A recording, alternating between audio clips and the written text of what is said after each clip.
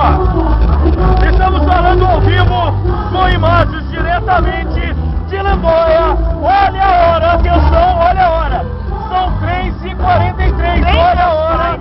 3h43, olha a hora. Ontem era 3h03.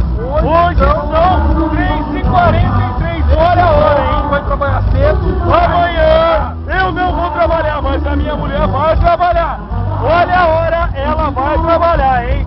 Olha só, agora estamos ao vivo aqui diretamente de Lindóia, onde iremos entrevistar o quê? Um casal de amigo meu, no qual mora no meu coração. Vamos passar a palavra agora para ele, o excelentíssimo senhor ilustríssimo, digníssimo, ele. Com a palavra a você agora.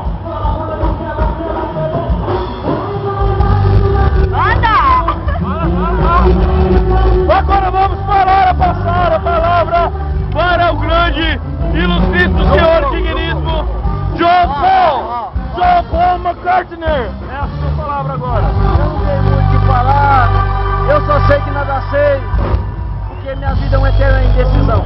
Agora vamos passar a palavra agora. Olha a hora, hein? 3h44, olha a hora.